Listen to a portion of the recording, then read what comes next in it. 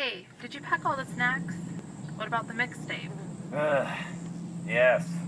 Stop calling it a mixtape. The playlist is on your phone.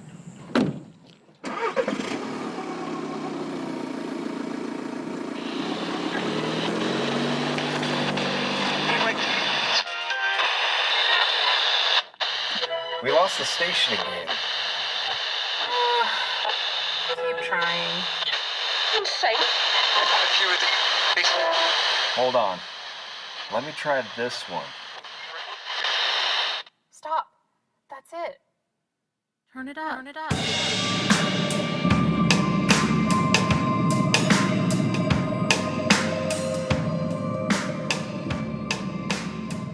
Welcome to Murder Road Trip.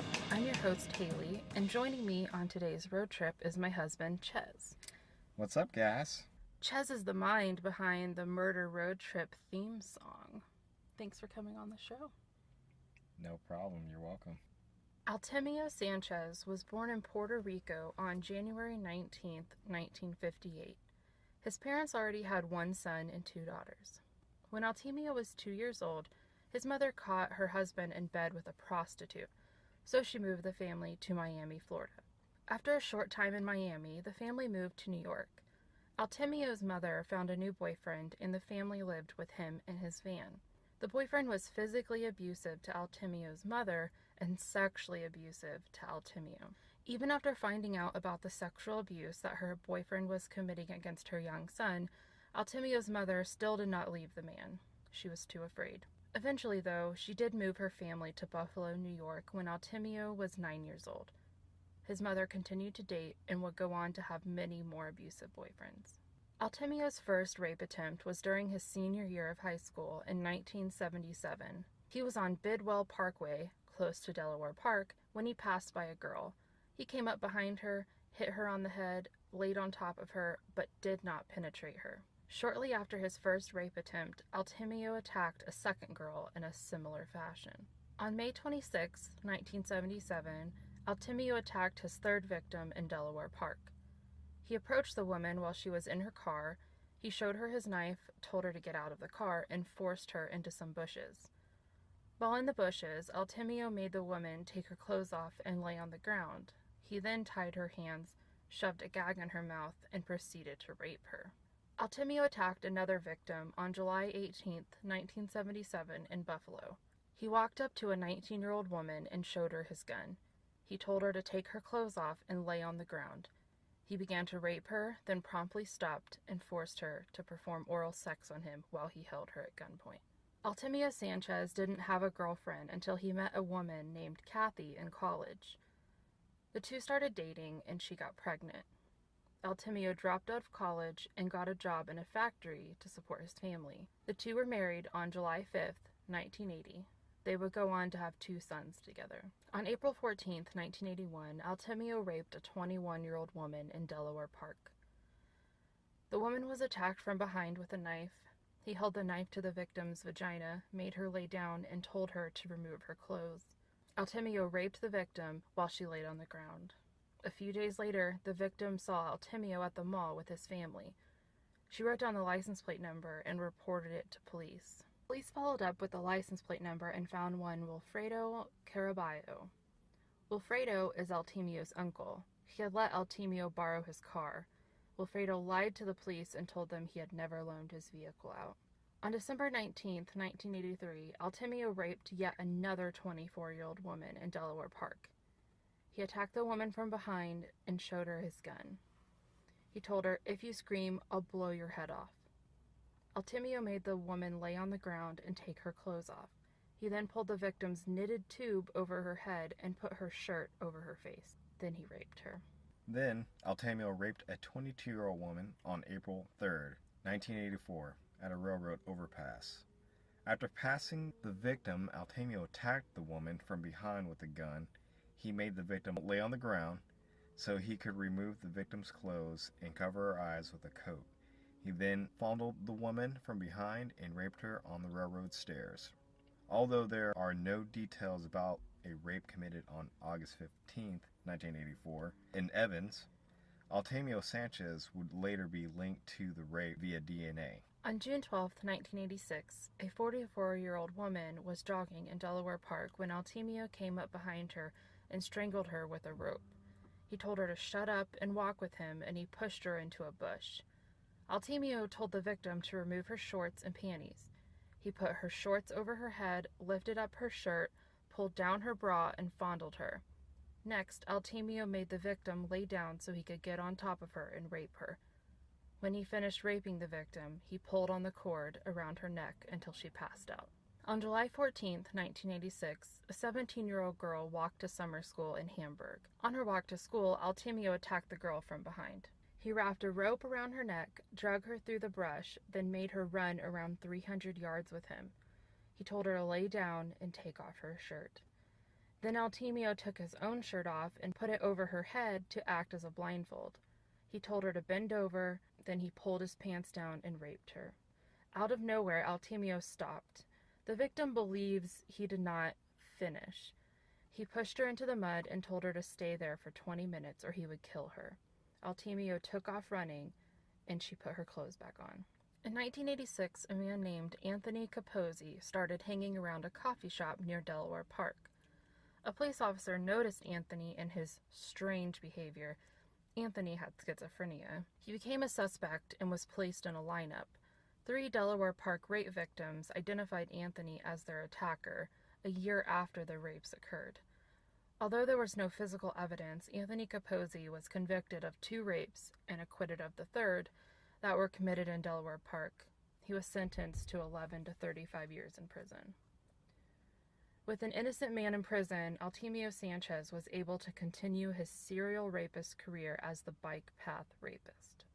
A 16-year-old girl was walking along a path in Buffalo on June 10, 1988, when Altemio walked past her. He then came up behind the victim and wrapped a cord around her neck. He took her about 600 feet off the path to a junkyard and made her take off her clothes. Altemio made the victim tape her eyes with duct tape, and then he put duct tape over her mouth and he raped the victim, then ran off. On May 1st, 1989, a 15-year-old girl was on the path in Buffalo when Altemio attacked her. He wrapped the rope around her neck and made her walk behind an abandoned building. Altemio made the victim tape her eyes shut with surgical tape. Then he pulled her pants down and raped her. When he was finished, he forced the victim to take her shirt off. Then he ran off. That's weird. Take your shirt off, then I'm gonna leave. I guess maybe that gives him extra time because she has to get dressed again, but still weird. Very. On August 24th, 1989, a 14-year-old Amherst girl was on her way to cheerleading practice when Altemio wrapped a rope around her neck, pushed her to a fence, and carried her over it. He made the victim sit down, then ripped off her bra and pants. Altemio took the laces out of the girl's shoes and used them to tie her hands behind her back. He then wrapped medical tape around her wrists and placed some over her eyes and mouth.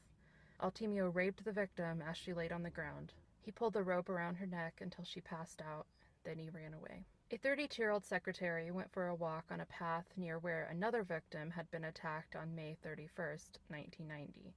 Altemio raped the woman and left her in some brush. On September 29, 1990, 22-year-old University of Buffalo student Linda Yalem was pulled off a bike path by Altemio.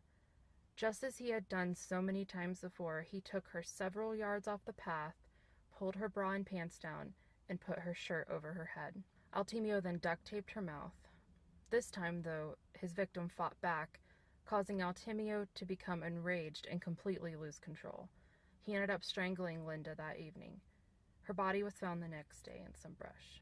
In 1991, Altemio was arrested for soliciting an undercover police officer posing as a prostitute. On October 30th, 1990, 32-year-old May Jane Major went missing. May Jane was a prostitute at the time, and Altemio had picked her up. While the two had doggy-style sex in the back seat of a car, Altemio pulled his rope out and strangled May Jane to death. He tied a plastic bag around her head, then put her body in a garbage bag. He dumped her body on the edge of downtown Buffalo. She was not found until November 22, 1990. On October 19, 1994, a 14-year-old girl walked to school in Buffalo. Altemio attacked the girl, ripped her clothes off, and made her lay on the ground. He covered the victim's eyes and wrists with tape and placed pants over her eyes. Then he raped her. For the next 12 years, Altemio Sanchez did not rape or murder any women. He was scared of getting caught. Instead, he visited prostitutes 2 to 3 times a week. He was arrested a second time for soliciting an undercover police officer posing as a prostitute in 1999. At the beginning of September 2006, Altemio started riding the Clarence bike path in Buffalo 2 to 3 times a week. He was scouting for a new attack location. He needed to control someone, but he had no intention to kill. Joan Diver was a 45-year-old nurse turned stay-at-home mother. Joan and her husband Stephen had 4 children together, and Stephen was a professor at the University of Buffalo. On the morning of September 29, 2006, Joan dropped her older children off at school and her youngest at preschool, then drove to the Clarence bike path to go for a run. At some point, Altemio attacked Joan the same way he had so many others before her, from behind with a rope. During the attack, Joan screamed and fought for her life. During the intense struggle, Joan hit her head on the ground a few times. Altemio became furious when Joan fought back, just as he had before with Linda Yalem. He once again totally lost control and ended up strangling her to death. He did not rape her. Altemio Sanchez left the bike path with Joan's keys in his hand, drove to the nearby mall, threw the rope in a dumpster, and bought himself a new shirt. At 12:42 p.m., Stephen Diver got a phone call from the preschool. Joan had not picked up their child. Stephen knew right away that something had to be terribly wrong. Joan would never forget to pick up her child. He immediately called the Erie County Police to report his wife missing. After calling the police, Stephen headed home to see if Joan was there. She wasn't, so he headed to the Clarence Path parking lot. He knew Joan parked her car there when she went for a run. Joan's car was still in the parking lot. Stephen called the police again and asked for an officer to meet him in the parking lot. While waiting for the officer to arrive, Stephen went out on the path to look for Joan. 11 minutes later, the officer arrived in the parking lot. But when the officer arrived, Joan's SUV was no longer there. Stephen and the officer headed to the Diver house to see if Joan had finally arrived home. She hadn't. At 2:30 p.m., Joan Diver's SUV was found parked on the side of a street about a mile southwest of the parking lot. Altemio Sanchez had returned and moved Joan's vehicle. After finding the vehicle, police believed Joan was injured somewhere on the bike path, so 4 search parties were sent to search for Joan. Now, I don't understand that, because how would she be injured and then go move her car and then somehow be injured again? Yeah. I don't really understand that. This could be wrong information since it came from a book that wasn't written by one of the police officers. That just seems really weird to me, where the police thought, oh, she moved her car, she's somehow injured. Right. It is. It's kind of strange. By the end of the night, there was still no sign of Joan Diver. Police brought Stephen in for questioning. They wanted to know everything that happened that day. The interview lasted for about 6 hours. By 5 a.m., police no longer thought Joan was just injured. They would have found her. They switched their line of thinking. This was now a homicide case. Cadaver dogs were brought in, but the search was called off by 3 o'clock, when there was still no sign of Joan.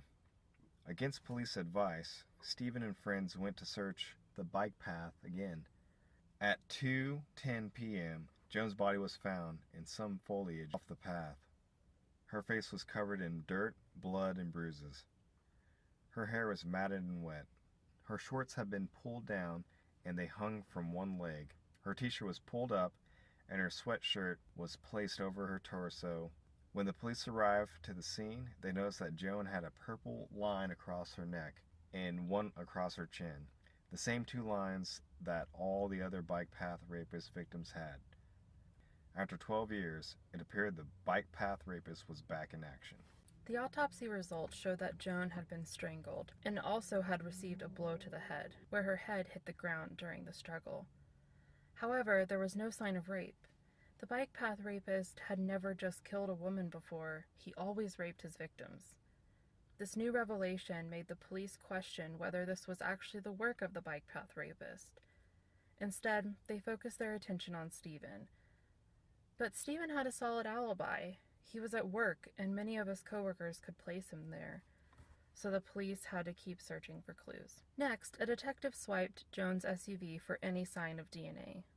The driver's seat had been vacuumed, and the steering wheel was wiped clean. This prompted the detective to swipe in places a criminal wouldn't think to wipe down: the rearview mirror and the ignition. After 9 hours, the detective finished swiping Jones' SUV. It took 5 weeks for the results to come back. There had been a drop of sweat on the ignition. The DNA from that swab matched the DNA from the bike path rapist. Now that the Erie County Police Department knew they were looking for the bike path rapist again, the sheriff decided to put together a task force. His first order of business was to contact the Amherst sheriff and ask if he was willing to help with the case. The two agencies needed to share all the information they had on the bike path rapist if they wanted to solve the case. The Amherst sheriff agreed, and the task force was created. The task force knew a few things from the bike path rapist's DNA. They knew the rapist/killer was at least part Hispanic or Native American. They also knew he lost the ability to produce sperm between killing Mae Jane Mazur in 1992 and raping the 14-year-old in 1994. In order to lose the ability to produce sperm, the culprit had to have had a vasectomy, testicular cancer, or a serious ailment. The task force believed the culprit had most likely attacked women in other areas. They contacted America's Most Wanted and featured the case on the show in hopes that other police departments would see a connection in any of their cases. The task force started going through old files. They wanted to look at tips and past rape cases. While looking through the past cases, they found many where the rapist had the same main objective as the bike path rapist. Detectives also found a tip from a man named Bob Bandish. Bob worked with Altemio at the American Brass copper mill. The tip came just 2 weeks after Linda Yalem's murder. Bob had seen Altemio driving near where the 14-year-old Amherst girl had just been raped. He thought that was just a coincidence until he saw Altemio on September 29, 1990, on the same bike path Linda had just been murdered on. After putting the pieces together, Bob called the tip in. At the time the tip was submitted, the police department took the tip seriously. Altemio Sanchez was called in for an interview, but he adamantly denied being at either scene. He agreed to let police check his work history and fingerprint him. Although police found out he had not been at work during any of the crimes, for some unknown reason, they chose not to bring him in for further questioning at that time. Next, the task force found the case file for the April 14, 1981 rape, where the victim later saw Altemio at the mall and reported the license plate. The force decided to go speak to the owner of the car, Wilfredo. While speaking to him, Wilfredo let it slip that he had let his nephew borrow the car that day. Wilfredo's nephew was none other than Altemio Sanchez. Detectives took a DNA swab from Wilfredo so they could see if there was a familial match to the bike path rapist. The results came back, and sure enough, there was a familial match. The police now needed Altemio's DNA to be 100% sure he was the bike path rapist. The task force started surveilling Altemio. After several attempts to get his DNA, the force was able to snatch a couple drinking glasses, silverware, and napkins from a restaurant he was eating at. The force put a rush order on the DNA test, and they had the results back the next day by 5 p.m. Altemio Sanchez was the bike path killer.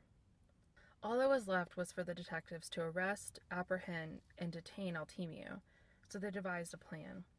They would arrest Sanchez as he arrived home from work on the morning of Monday, January 15, 2007. The team headed out in 3 cars, but they soon found out that Altemio had a doctor's appointment and would not head straight home from work. One car went to the Sanchez home to wait for Altemio's wife, Kathy, and the other 2 cars tailed Altemio. After the 2 tailing cars realized that Altemio had become aware that he was being followed, they flashed their lights, pulled him over, and arrested him on the street. The detectives at the Sanchez home waited for Kathy to come outside so they could talk to her. When she came outside, the detectives approached her and asked if they could talk. She invited them inside, and once inside, the detectives informed Kathy that her husband was the bike path rapist. She was in shock. Next, the detectives asked her to come to the station to talk more formally. She was there for 9 hours. At the end of the interview, the police felt confident that Kathy had no idea that her husband was a serial rapist and killer. After arresting Altemio, the police took him to the station and read him his Miranda rights. Although detectives talked to him for hours and showed him evidence, Altemio refused to admit to his crimes. He did, however, admit to having a vasectomy. Many hours passed before the detectives called it a day. Altemio was taken back to holding, and the next day the police decided to charge Altemio in Buffalo since that's where the 3 murders had occurred. The statute of limitations was up for all the previous rapes he had committed. He was transferred to the jail that day. When the media released a picture of Altemio Sanchez, many other women came forward and said he was their rapist. On January 19, 2007, Altemio Sanchez was indicted by a grand jury. He was arraigned on March 12th. At this point, Kathy still believed her husband was innocent. She would visit and call him often. She also cleared out his 401k to pay for his attorney fees. On May 16th, after his lawyer showed him all the evidence the prosecution had against him, Altemio Sanchez pled guilty to 3 counts of murder. During an interview with detectives on August 3, 2007, Altemio admitted that he raped women because he wanted to gain control of his own sexual fantasies. He wanted to be a man. These feelings stemmed from not having control over being sexually abused as a child. On August 15, 2007, Altemio Sanchez was given the maximum sentence of 75 years to life. Altemio had this to say about his sentence. I know I'm going to be spending life behind bars, never to see the streets again. But I did these crimes, and I should pay for these crimes. Altemio would serve his time at the Clinton Correctional Facility in New York. They placed him in the Assessment and Program Preparation Unit due to his high-profile crimes. This was the same place Tupac Shakur was imprisoned. Carl Panzram also served time there. Kathy Sanchez eventually filed for divorce from her husband. On November 8, 2007, Altemio had another interview with detectives. During his interview, he told detectives he always used the same type of rope. He took the nylon rope you get when you buy lumber and wrapped black tape around it. He said he always wrapped the rope around the victim's neck twice because it gave him better control. After Altemio Sanchez's arrest, the task force immediately got to work on trying to free Anthony Capozzi. When the DNA test results showed that Anthony was not the culprit of the 2 rapes he was serving time for, he was finally exonerated. Due to Anthony's mental health, he was transferred from prison to a mental health facility. This would serve as a transition to explain to Anthony why he was being released from prison. He was then transferred to an assisted living facility. Anthony sued the state of New York and won $4.25 million for his wrongful conviction. You can find more information about Altemio Sanchez in The Bike Path Killer by Michael Beebe and Bike Path Rapist, a cop's first-hand account of catching the killer who terrorized a community by Jeff Schober and Dennis Delano. So what do you think? Very interesting. He seemed to start to get more and more extreme, and it's a good thing he was caught. Oh, he would have continued. Yeah, it probably would have got worse. I find it interesting that he never did anything weird to his wife. Yeah. Like, he never tried to bind her or, really be controlling in the relationship. And he was like a pillar in his community. He coached his son's sport teams. Everyone thought he was a nice guy. Nobody suspected him of being a serial rapist or killer. Not even his own wife.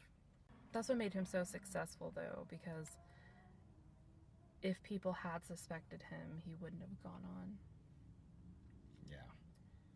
And I don't think they would have ever caught him had Bob Bandish not made that tip, years and years before. Mm-hmm. Yeah. So thanks for joining us. You're welcome.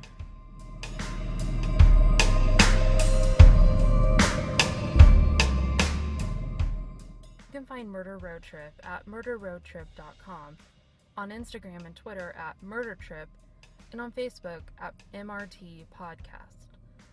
If you're interested in continuing the discussion, you can join the Murder Road Trip podcast group on Facebook. Just search for Murder Road Trip podcast group, click join, and an admin will add you in. Make sure to check out the Murder Road Trip playlist on Spotify. It's collaborative, so that means you can add songs to the playlist with me. If you enjoy this episode, please make sure to rate, review, and subscribe on your podcast app of choice. I am happy to announce a contest for everyone who leaves a review. If you leave a review in the month of August or September, you will be entered to win the Murder Road Trip Survival Pack. You can find more details on our website or any social media site. I would like to give a big thank you to content editor Laura Taylor for helping me out on this episode. I recently did an interview with Jeremy from the Podcast We Listen To podcast. The interview will be released on August 23rd.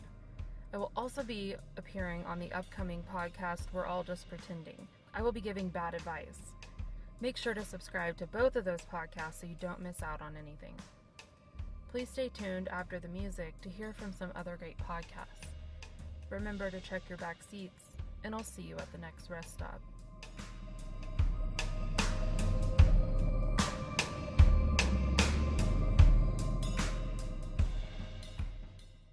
Hi guys, this is Charlie from the Insight Podcast. And this is Ali, two hosts from two continents. Every week we cover a new case, from unsolved mysteries to forgotten history to crimes that changed or challenged our legal system in some way. To get to know us and our podcast better, we recommend our episodes on Jean Spangler, Nicholas Barclay, the missing kid at the centre of the documentary The Imposter, and Alison Baden-Clay. New episodes go up every Monday. You can find us on iTunes and pretty much every other podcast app. The Fall Line Podcast, a true crime audio serial, investigates the March 18th, 1990 disappearance of Augusta, Georgia twins Danette and Jeanette Millbrook. The twins, who were 15 at the time, were treated without cause as runaways, and their case was closed less than a week after their 17th birthdays. Their family worked tirelessly to get the case reopened and finally managed to attract the notice of a newly elected sheriff in 2013. Since then, there has been no movement in the case, no leads, no investigative breakthroughs, and no answers. Why was the twins' case closed? What happened to their original case file? Why were they removed from the National Center for Missing and Exploited Children's database? The Fall Line Podcast works to amplify the voices of the twins' family and to uncover facts, explore and dispel rumors, and develop theories in the case. Tune in, join the discussion on Facebook, and remember, we must find Danette and Jeanette Millbrook. Find us on iTunes or wherever you listen to podcasts.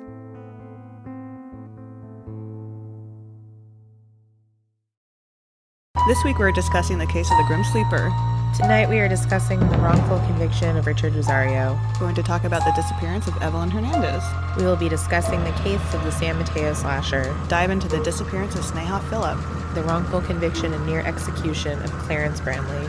Welcome to Misconduct, a true crime podcast. I'm Eileen, and with me as always is Colleen. Join us every Thursday as we discuss resolved and unresolved crimes, wrongful convictions, and miscarriages of justice. Find out more at misconductpodcast.com. Hi, I'm Lainey, host of the new podcast We're All Just Pretending. It's a podcast that has elements of Dear Abby with a twist of Post Secret. Every episode, I'll read listener questions and provide advice and insight as a friend. My own pod friends will even join in and offer their advice on parenting, relationships, and even give you really bad advice on purpose. Since we all have secrets to share, there'll also be a segment focusing on letting the skeletons out of your closet.